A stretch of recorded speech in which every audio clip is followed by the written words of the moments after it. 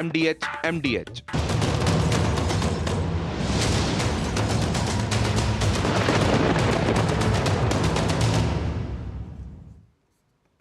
नमस्कार, बड़ी खबर पर बड़ी और सार्थक बहस के साथ हम लेकर हाजिर हैं आज की पंचायत। मैं हूं आपके साथ रीमा पराशर। संभल में शांति है और आज जुमे की नमाज भी बहुत शांतिपूर्ण तरीके से अता की गई, लेकिन अजमेर, अब सर्वे की बात अजमेर में हो रही है। सुप्रीम कोर्ट की तरफ से संभल को लेकर के और सर्वे को लेकर के, रिपोर्ट को लेकर के आज एक सुनवाई भी हुई और उसके बाद सबने देख भी लिया कि सुप्रीम कोर्ट का रुख क्या है। और उन्होंने कहा कि भाई जो सर्वे रिपोर्ट है वो डिस्क्लोज ना की जाए और मामला जो है वो आगे के लिए मुस्लिम पक्ष के लिए भी कह दिया है कि वो भी दूसरी अदालतों का, निचली अदालत, अपर अदालत, उनका रुख कर सकते हैं। लेकिन सवाल ये खड़ा होता है कि अजमेर की बात हो रही है, सर्वे की बात हो रही है, सर्वे से इतना डर किस लिए है? और ये डर आम आदमी को नहीं है, आम जनता को नहीं है, आम आवाम को नहीं है, बल्कि कुछ मौलानाओं को है, कुछ उलेमाओं को है। और मौलाना तौकीर रजा, उन्होंने तो ऐसी ऐसी बातें कर दी भाई, इतने भड़काऊ बयान दे दिए, इतने भड़काऊ भाईजान निकले वो, कि अब देश में क्या करवाना चाहते हैं आखिर? किस तरह की राजनीतिक रोटियां सेकी जा रही हैं और क्यों इस तरह से लोगों को भड़का करके दंगा करवाने की भड़काऊ भाईजान की कोशिश है? मैं जरा तौकीर रजा का बयान सुनवाती हूं, उसके बाद सीधे आज मेहमानों का रुख करेंगे।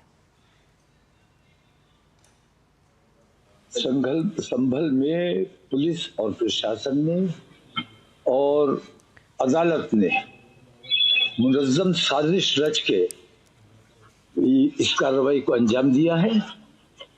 और एक सर्वे हो चुका था, जो अदालत से फैसला आया वो सरासर कानून के खिलाफ था। सिर्फ संभल की महिलाएं या संभल के बच्चे क्यों मार रहे हो, क्यों जेल भेज रहे हो? पूरे हिंदुस्तान के मुसलमान आतंकवादी हैं, देशद्रोही हैं, पत्थरबाज हैं। इन सारे मुसलमानों को जेल भेज देना चाहिए। जो पत्थर वहां पे नजर आ रहे हैं, इसमें कोई शक व शुबा नहीं है कि वो पत्थर, वो जो सर्वे टीम के साथ लोग गए थे, वो पत्थर अपने साथ लेके गए थे। तो भाई वो कहीं भी बता सकते हैं, लेकिन मैं ये कहता हूं कि जितने मंदिर हैं, क्या उतने मंदिरों से आपके भगवान आपकी बात नहीं सुन रहे हैं? उन्हीं मंदिरों में सुनी जाएगी जहां पे हमारी दरगाहें हैं या मस्जिदें।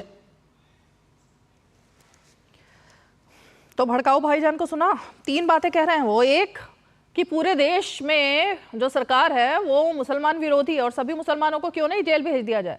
दूसरी बात वो कह रहे हैं कि प्रशासन पत्थर अपने साथ लेकर आया था और उसको पहले से पता था ऐसा कुछ करवाएगा वो, और इसीलिए ये सब करवाएगा। और तीसरी जो सबसे ज्यादा गंभीर बात है, आज जरा उसी से शुरू करेंगे कि क्या हिंदुओं, आपके मंदिर में इस वक्त जो भगवान है वो आपकी ख्वाहिशें पूरी नहीं कर रहे कि आपको हमारी मस्जिदों की तरफ आना पड़ेगा?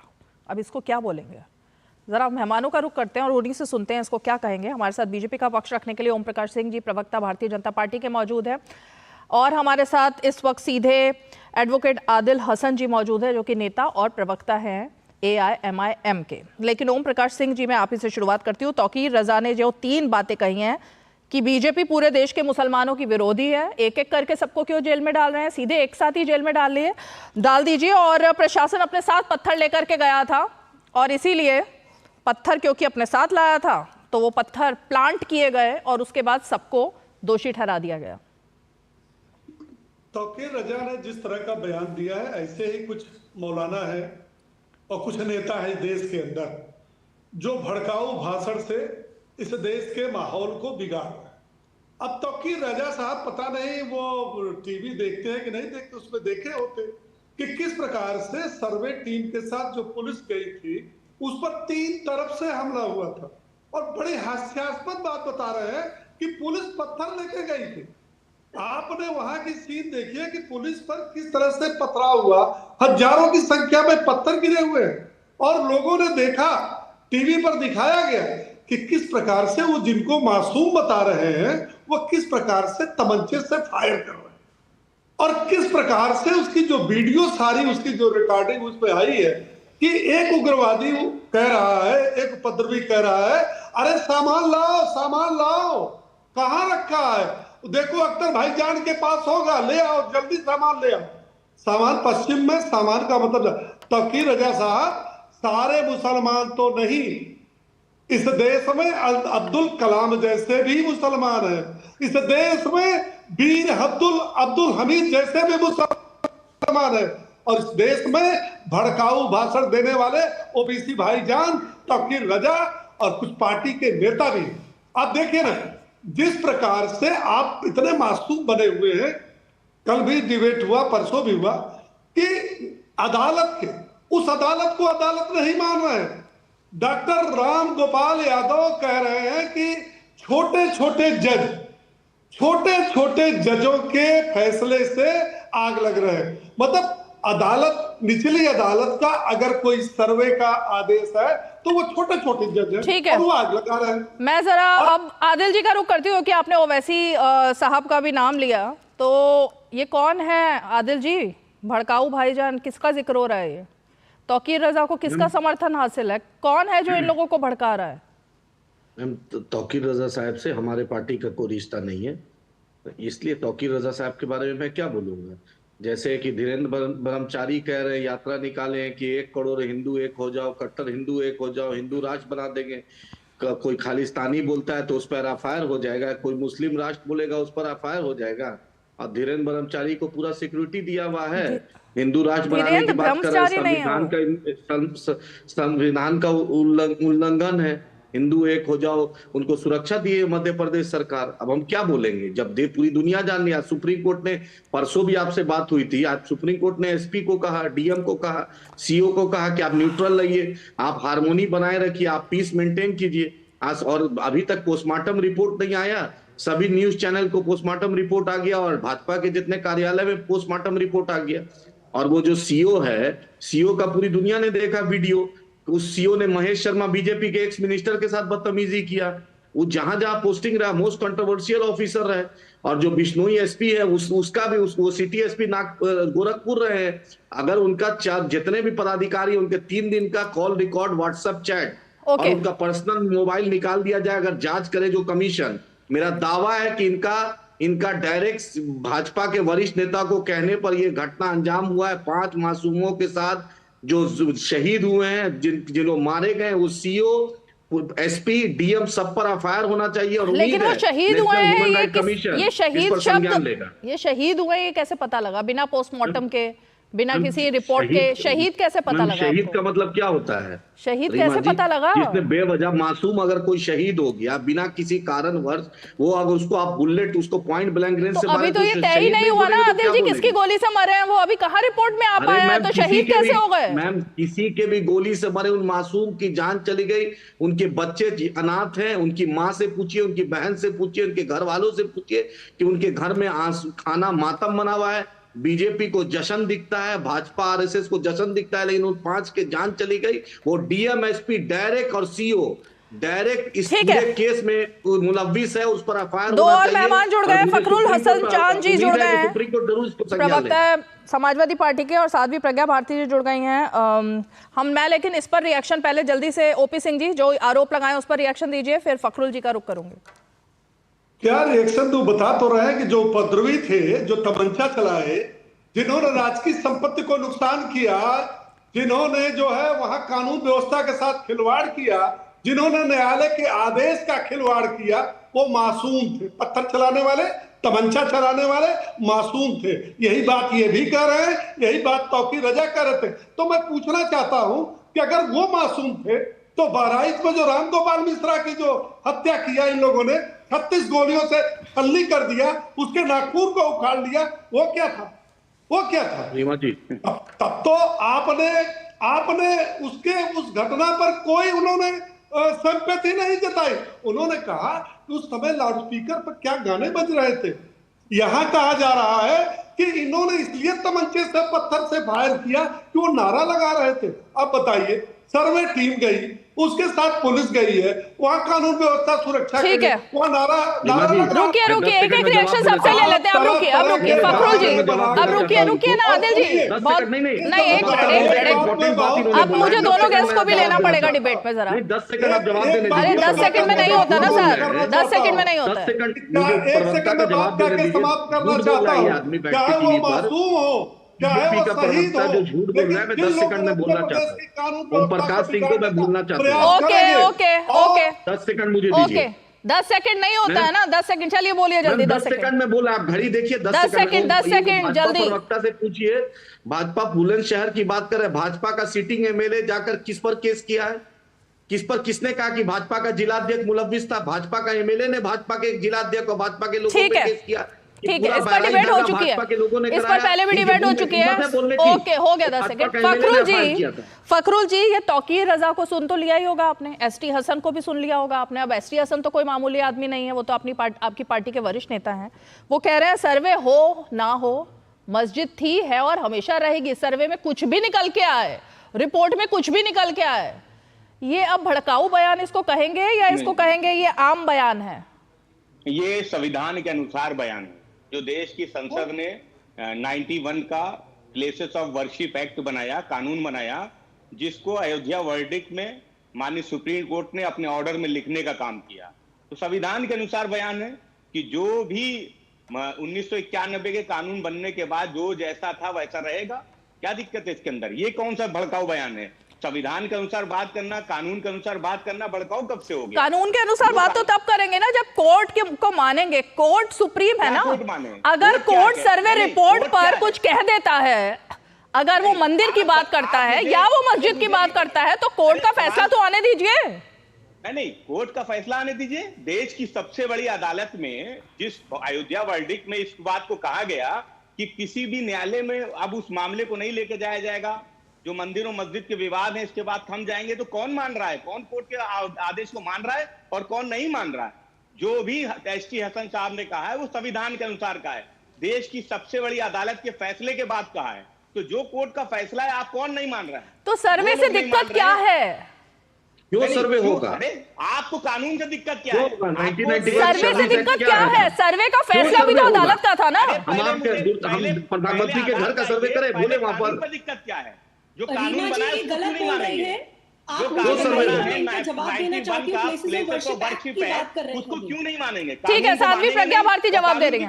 ओके, साध्वी प्रज्ञा भारती, कानून की बात करेंगे। ठीक है। यहाँ पर दो बातें सामने आती है हमारी। मैं बहुत सुलझी हुई बात करूंगी और लॉजिकल बात करूंगी। मुझे उम्मीद है कि ये पढ़ा लिखा पैनल है और मेरी बात को समझेगा। देखिए, सबसे पहली बात, एएसआई का सर्वे वहां पर तब भी हुआ था जब अंग्रेजों की अदालत थी। 1876 में भी वहां पर सर्वे किया गया था। 1873, 74, 75, 76 में वहां पर सर्वे हुआ था और उसमें यह पाया गया था कि वहां पर हिंदू मंदिर है, एक प्राचीन मंदिर है जो मुगलों ने आकर उसे ध्वस्त किया है। पहली बात। दूसरी बात, हम प्लेसेस ऑफ वर्शिप एक्ट की बात करते हैं। प्लेसेस ऑफ वर्शिप एक्ट मेरे हाथ में है और मैं अगर इसकी बात करूं, यहाँ पे जो इन्होंने एक बात रखी है, आप देखिए, प्लेसेस ऑफ वर्शिप एक्ट में कहा जाता है कि character of a places of worship act existing on 15th day of August 1947 shall continue to be the same as it existed on the day. लेकिन किसके लिए?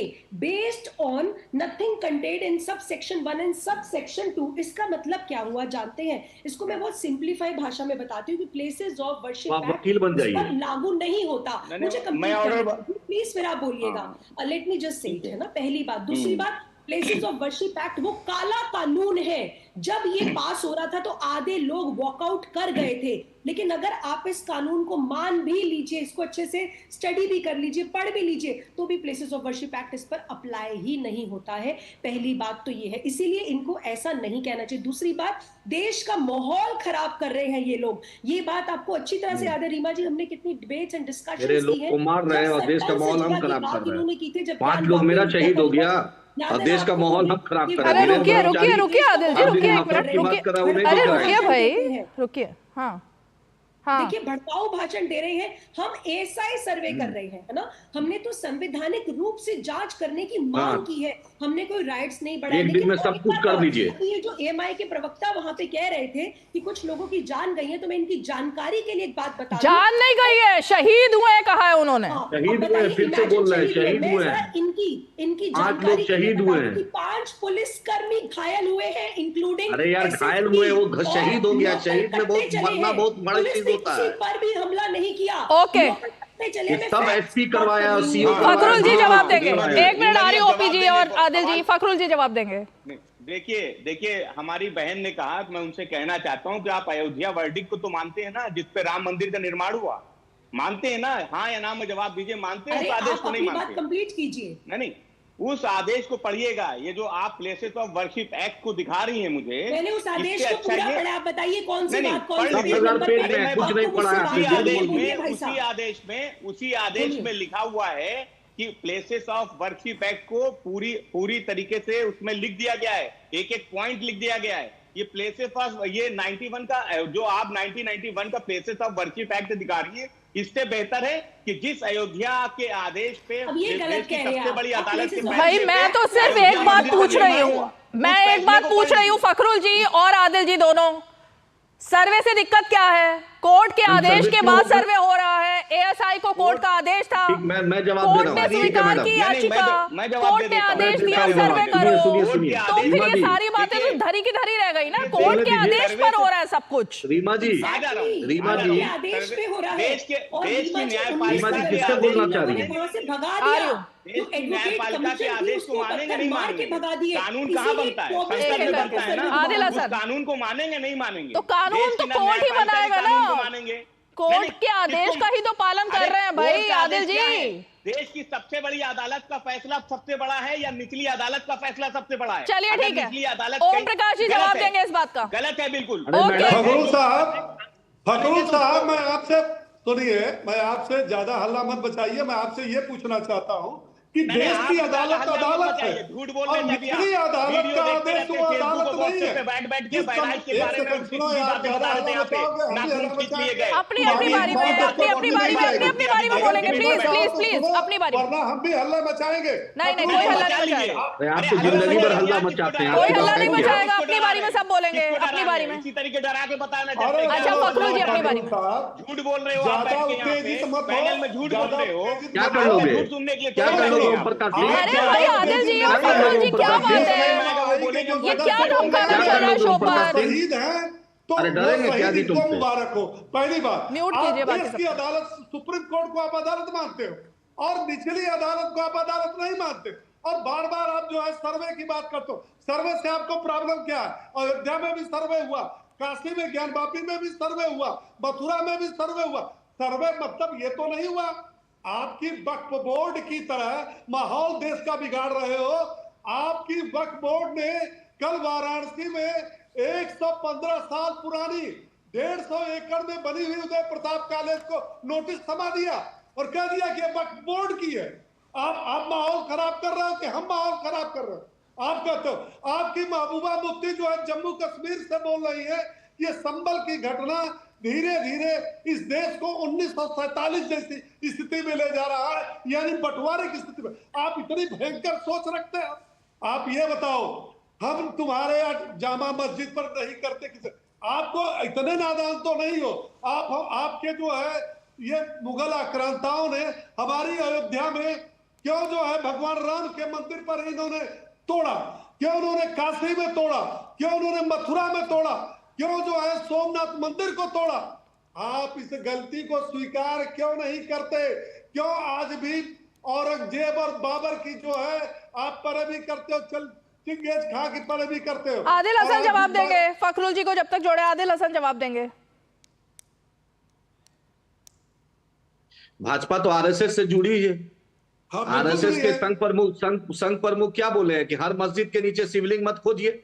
इनको नहीं दिख रहा है क्या संघ प्रमुख बड़ा है कि ये बड़ा है?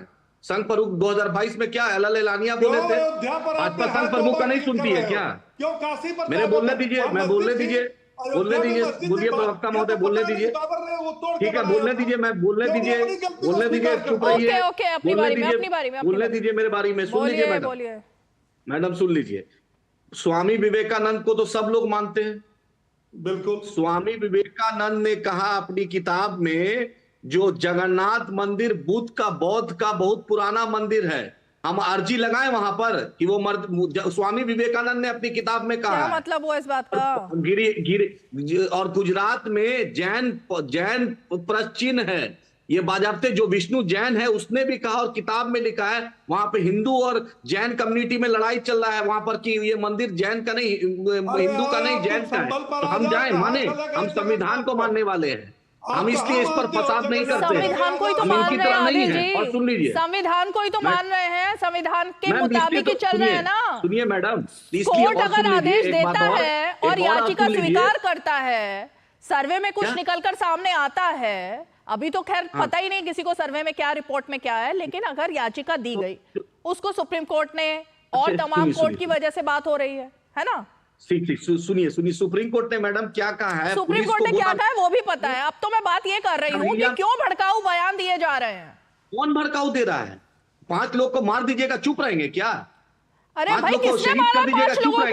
अभी तो यही तय नहीं हो पाया कि आपस में एक दूसरे के खिलाफ मरे हैं वो या किसने मारा है। फैसला लेनी है क्या? 5 लोग की जान नहीं दिख रहा है क्या? आप ये बताइए मुझे, अभी तो यही नहीं पता लगा कि 2 गुटों की लड़ाई में मरे हैं या पुलिस की गोली से मरे हैं, ये किसने तय किया है? आदिल जी, ये रिपोर्ट कब आई है? मेरा बोलने तो, किस बिना ब्रेक के लिए गाड़ी को ले आए बीजेपी वाले? ओपी जी, एक मिनट रुकिए। नहीं है आदिल हसन जी, ये रिपोर्ट अभी तक बाहर नहीं आई है कि किसकी गोली से मरे हैं। अभी तो ये भी आ रहा है समाजवादी पार्टी के 2 नेताओं की वर्चस्व की लड़ाई में मासूमों की जान गई, ये भी बात आ रही है ना। इस पर भी तो बात कर लो फिर। सुन लीजिए, ये जो आप बोल रही हैं पठान वर्सेस तुर्क, ये झूठ है। वो जो एमएलए है वो अंसारी है, वो पठान नहीं है। ये झूठ मीडिया द्वारा जो किया जा रहा है। और आपको मैं बता दूं, जो इतना व्याकुल हो रहे हैं, कन्हैया मित्तल जो मध्य प्रदेश में जो एक आदिवासी पर यूरिनेट कर रहे थे, वो कल धीरेन्द्र ब्रह्मचारी के बाबा बागेश्वर की यात्रा में है। इससे क्या लिंक है? बाबा बागेश्वर हिंदू राष्ट्र बनाना चाह रहे हैं। इसका इससे क्या लिंक है? संविधान से चलेगा कि बाबा बागेश्वर के इस बात का इससे क्या लिंक है? तौकीर रजा का इससे क्या लिंक है? तौकीर रजा और बाबा बागेश्वर में कुछ ओवैसी साहब का इससे क्या लिंक है? मैं नहीं समझ पा रही। कन्हैया मित्तल कहां से बीच में आ गए इस डिबेट में?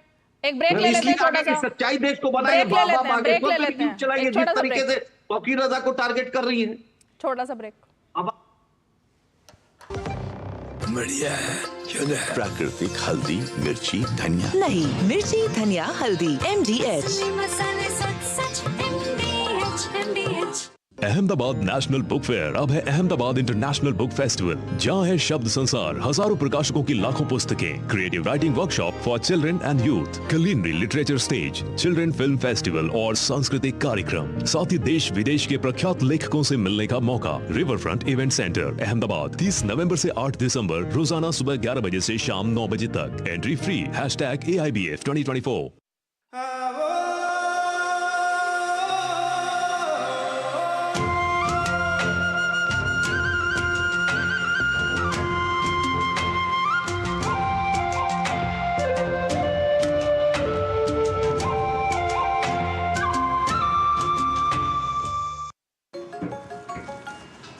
छोटे थे तो माँ प्यार से मूर्ख बुलाती थी, मूर्खानंद। और ये तो सच में मूर्ख समझते हैं। कस्टम डिपार्टमेंट वाले बन के कॉल कर रहे हैं और कह रहे हैं कि आपके पार्सल से ड्रग्स पकड़ा गया। सब समझते हैं, पहले डराएंगे फिर कहेंगे पैसे ट्रांसफर करो। अब प्यार से चाहे जो बुला लो, पर मैं मूर्ख नहीं हूं, याद रहे। UPI सेफ है। यदि आपको भी कोई इस तरह डराना चाहे तो उसे कहो मैं मूर्ख नहीं हूं।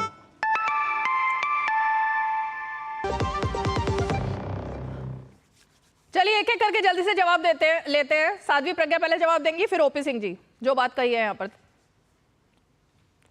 अनम्यूट कीजिए। में एक ऐसा ये सौहार्द और सद्भावना का माहौल बनाना चाहिए, ना कि भड़काऊ और हिंसक भाषण देने चाहिए। इस सवाल का जवाब दीजिए साध्वी प्रज्ञा जी। जो बात उन्होंने कही है कि हमारे यानी कि हिंदुओं के जो मंदिर हैं, क्या उसमें भगवान इतने ज्यादा नहीं है कि वो हमारी बात सुन सके कि हमें मस्जिदों में भी जाकर भगवान निकालने पड़ रहे हैं? ओके, ठीक है, मैं समझ गई। देखिए आप सुनिए रीमा जी, सबसे पहली बात ये है कि जो चीज हमारी है हम वही तो मांग रहे हैं। अब मान लीजिए रीमा जी, इसको मैं बहुत सिंप्लीफाई तरीके से आपको बोलती हूँ। मेरा घर है, ठीक है, मेरे घर में कुछ मेहमान आए, मेहमान आकर बैठे और थोड़ी देर के लिए मैं बाहर गई। मैंने कहा कि मैं वापस आती हूँ, और जब मैं वापस आई तो देखा मेहमान ने मेरा मंदिर ध्वस्त कर दिया और मेरे ही घर में मुझे आने पर रोक लगा रहे हैं, तो क्या मेरा अधिकार नहीं बनता कि मैं अपने घर के लिए तो जगन्नाथपुरी मंदिर दे दीजिए, मेरा घर है, आप समझ रहे हैं, ये हमारे मंदिर है और हम मांग रहे हैं क्या? मांग रहे हैं क्या आदिल हसन? कोई याचिका दायर की है आपने कि जगन्नाथपुरी मंदिर चाहिए आपको? हम तो वर्शिप एक्ट को मानने वाले हैं, नहीं नहीं, कोई याचिका आपने कोर्ट में डाली है क्या कि हमें जगन्नाथपुरी मंदिर चाहिए? थोड़ी है बीजेपी की तरह जी, तो कब्जा कर लेंगे? थोड़ी नफरती चिंटू हैं। फिर क्या करेंगे? कब्जा करेंगे क्या? हम छोड़ दिए, हम देश के संविधान को मान रहे हैं, 1991 का वर्शिप एक्ट मान रहे हैं। फिर कहां से बात आ गई कि हम पुरी के मंदिर को मांग लेते हैं? ये कहां से बात आ गई? हम तो वर्शिप एक्ट को मान रहे हैं। आपने अभी कहा जगन्नाथपुरी के मंदिर को हम मांग लेते हैं, ये आपने क्यों कहा? फिर जगन्नाथपुरी के मंदिर को मांग लेते हैं, आपने क्यों कहा अभी? हम क्यों मांगेंगे? हम तो आपको बतला रहे हैं कि मेरा देखिए दरिया दिली, मेरा देखिए देश के न्याय अच्छा, पर, दरिया दिली, दरिया दिली, देश का 5 लोग को शहीद कर दिए, तब भी हम संविधान को मान रहे हैं। चलिए भैया, ओपी सिंह जी, दरिया दिली की जगन्नाथपुरी और तमाम मंदिरों पर अपना कब्जा नहीं, अपना हक नहीं जता रहे हैं AIMIM के प्रवक्ता, ये उनकी दरिया दिली कम्युनिटी मांग रही है। बुद्धिस्ट कम्युनिटी कौन रही है? एक सेकंड, AIM के प्रवक्ता आपको बता दूं कि आप देश के अंदर माहौल इतना बढ़िया बना रहे हैं कि आपके हैदराबाद बोलने में इसीलिए मोहन भागवत ने कहा कि हर जगह खुदाई करोगे तो फिर अपने पे भी पड़ेगी। 15 मिनट के लिए हटा दिया जाए तो हम हिंदुओं को कोर्ट खत्म हो गया, उसको झूठा केस था, वो बोलते रहिए सिंह ओम प्रकाश जी, सर्वे पे बोलिए, झूठा केस था, केस खत्म हो गया, वो पुराना रिकॉर्डिंग खत्म कीजिए, वो पुराना रिकॉर्डिंग खत्म कीजिए ओम प्रकाश सिंह। लेकिन मुझे इस बात पर आपत्ति थी भाई, ओपी सिंह जी को हो या साध्वी प्रज्ञा भारती जी को हो या नहीं हो, लेकिन आदिल हसन आपकी इस बात पर मुझे आपत्ति है देश का नागरिक होने के नाते। आपने कहा ये हमारी दरिया दिली है कि हम जगन्नाथपुरी के मंदिर पर नहीं हक जता रहे हैं, हम बाकी के मंदिरों पर, यही होता है भड़काऊ बयान। देश के नागरिकों की आस्था के साथ खिलवाड़ करना इसी को कहते हैं। मैम आस्था के साथ ओपी सिंह जी एक मिनट, ओपी सिंह जी एक मिनट, जानकारी नहीं है, बोलिए अभी भेज देते हैं आप। इसे कहते हैं आस्था के साथ खिलवाड़ करना, कि हमारी दरिया दिली है कि हमने इतने मंदिर छोड़ रखे हैं। हिंदुओं ने स्वामी विवेकानंद को मानती है कि नहीं? अल्लाह मत बचाइए, मानती है स्वामी विवेकानंद को रीमा जी? नहीं साबित है कि हिंदुओं ने किसी मस्जिद को तोड़कर मंदिर बनाया, लेकिन इतिहास इस बात अरे बाबरी मस्जिद से बड़ा एग्जाम्पल क्या है? आक्रांताओं ने हमारे जो आराध्य मंदिर थे उनको तोड़ा है, नेस्तनाबूद किया है, और हमें चिढ़ाने के लिए हमारे आराध्य देव के मंदिरों को तोड़ करके वहां मस्जिद, अरे 9 वक्फ बोर्ड आपके 9 लाख हेक्टेयर जमीन भारत में कब्जा किया है, उसको जमीन की कमी थी जो अयोध्या, काशी, मथुरा में जाकर के मस्जिद बनाने के लिए आपने रगड़ा किया है, आपने जो है खींच पैदा किया है, तो अब कोर्ट और न्यायालय के माध्यम से ठीक है, ये दरिया दिली पर बात करनी पड़ेगी, अब दरिया दिली पर बात करनी पड़ेगी। ये दरिया दिली, क्या ये दरिया दिली है या भड़काऊ बयान है? बैटिंग कीजिएगा ओम प्रकाश सिंह। आ रही हूँ प्रज्ञा जी, अब आपके पास आऊंगी मैं, एक ब्रेक लेना पड़ेगा, छोटा सा ब्रेक, आ रही हूँ। अब आया असली स्वाद, अब आया स्वाद। जब स्वाद के पड़े हो लाले तो MDH का चंकी चाट मसाला डालें। MDH का चंकी चाट मसाला। MDH। सुनो, एक अच्छी इंश्योरेंस पॉलिसी AI से पूछते हैं। एक ऐसी पॉलिसी जिसमें प्रीमियम पेमेंट हो लिमिटेड पर इनकम आती रहे लाइफ टाइम। LIC का जीवन उत्सव। एक ऐसी पॉलिसी जो दे होल लाइफ इंश्योरेंस कवर भी। LIC का जीवन उत्सव। वाओ, चलो तो LIC की जीवन उत्सव पॉलिसी ही लेते हैं। मैं भी तुमसे यही कह रही थी, LIC का जीवन उत्सव। लाइफ टाइम सेलिब्रेशन मनाइए LIC के जीवन उत्सव के साथ, फ्यूचर सेट है।